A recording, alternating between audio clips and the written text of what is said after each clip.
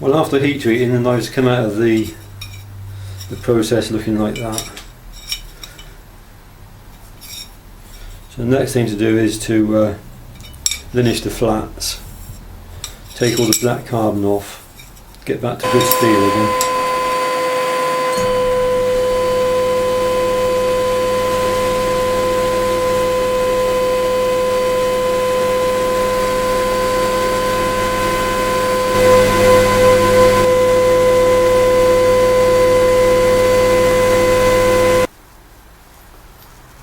That's the blade after it's been cleaned up. Going with the grain of the metal. So now it's time to start thinking about bevel grinding.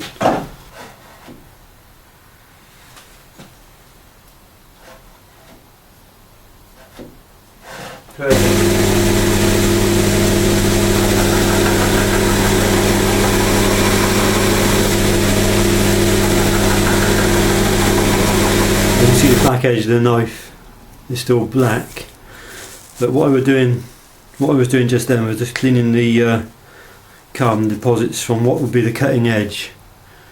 So I took all the carbon deposits and the steel which had depleted carbon in it away, so when I form the edge there, I'll be working with good hard steel.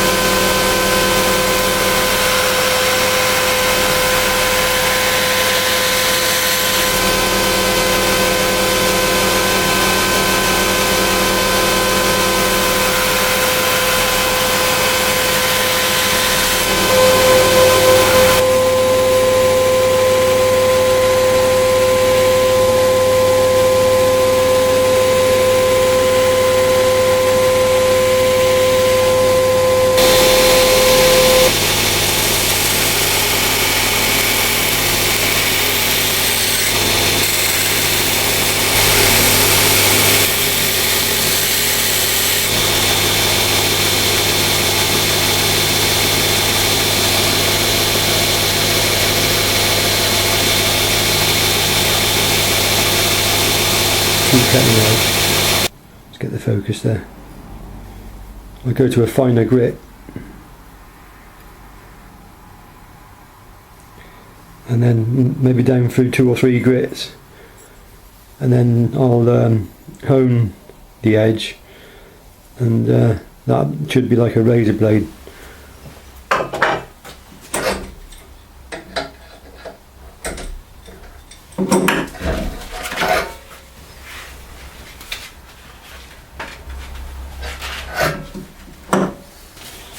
Just before I put the final cutting edge on,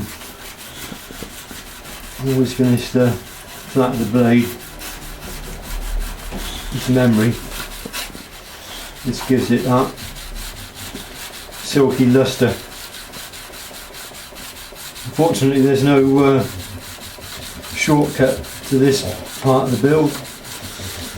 I could be here for some time doing this.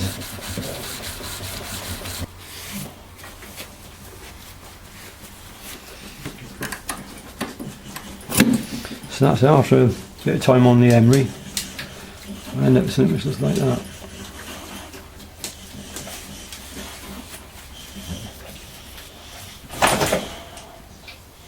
Nice job, bruv. No, Nice I've got to put the go down the grits on the grind now. Yeah, that's the one.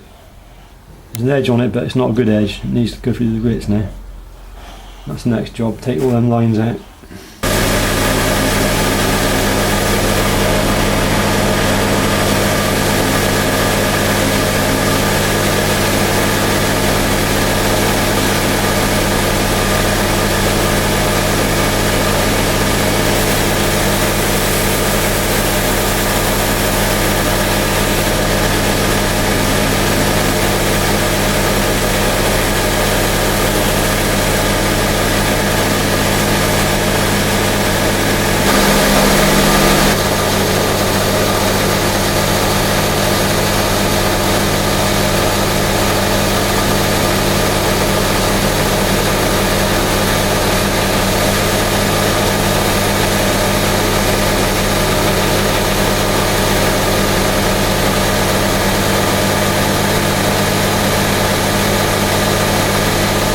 Finally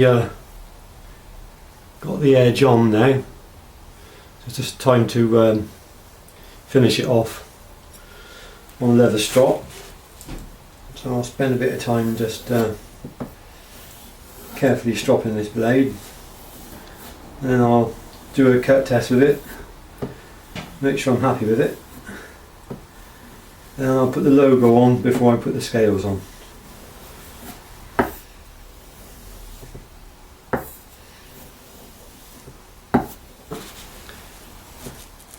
Should be able to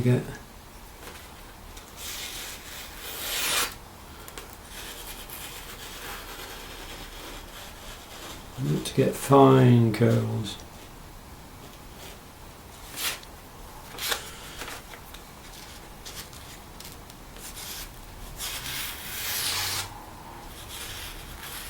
You can always tell when a knife's sharp because it cuts quietly. There we go. Look.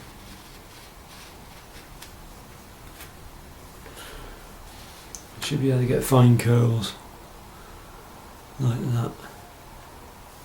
That's a sharp knife now. Put the electrolyte solution on the etch-o-matic, this thing just here. Go ahead of that, make sure it's saturated. Attach a clip to the knife to act as a connection for the rest of the circuit. Using light pressure. Dabbing it on 1, 2, 3, 4, 5, 6, 7, 8, 9, 10. And that's the logo on the blade.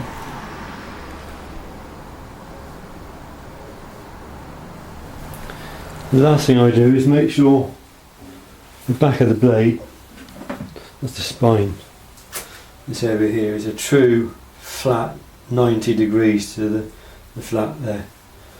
So I'm just setting up a block, I want that true 90. And that's pretty perfect. Once I've got that 90 in there, I just simply just lock it off with the G clamps. And that acts as a perfect guide measuring that back edge.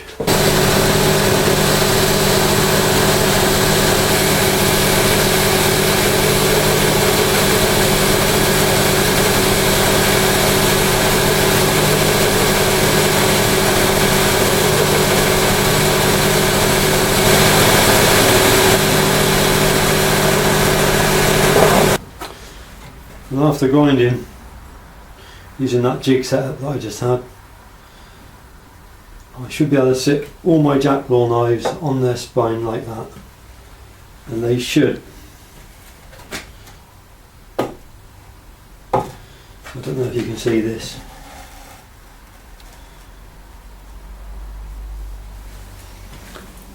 Be a perfect 90.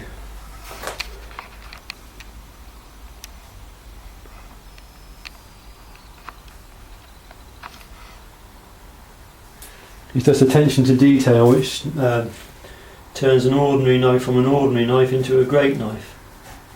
There you go, look.